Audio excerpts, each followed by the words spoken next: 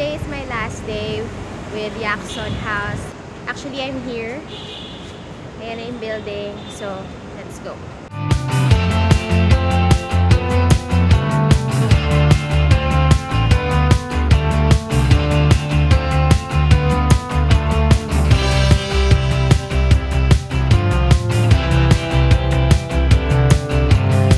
So guys, I'm here already at Yakson.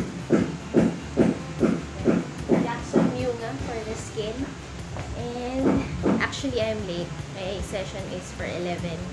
But I didn't expect na yung grab share ko, yung first passenger, sa BGC pa ibababa. So, since ako yung second passenger, I had to wait. And ngayon lang ako nakarating.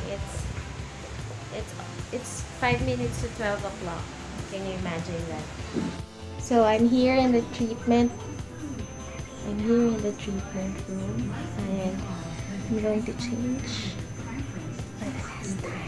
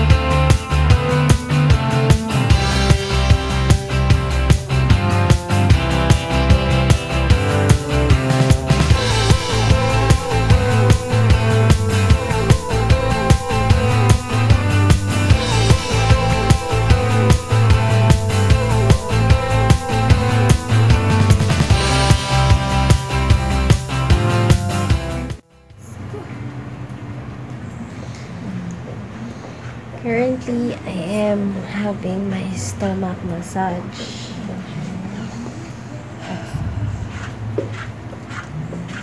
I'm done with the rib. And syempre, hindi ko yung binidyo. Kasi baka nga daw magsarado yung Yakson Philippines.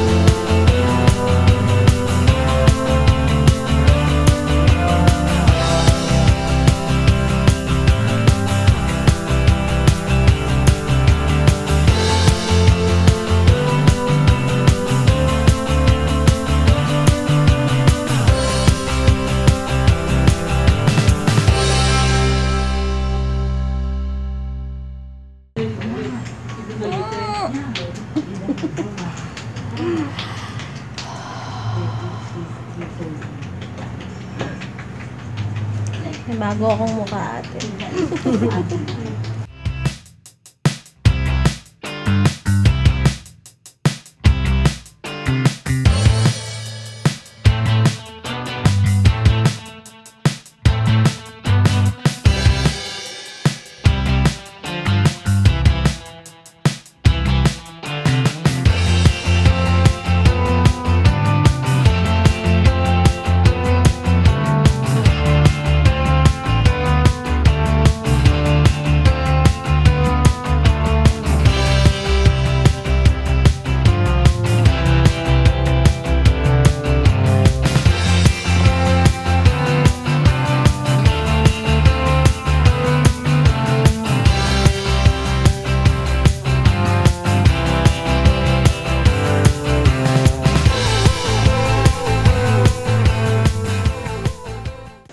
Guys, this is my after mask. This is me now, and this was my before. See, my face was bigger.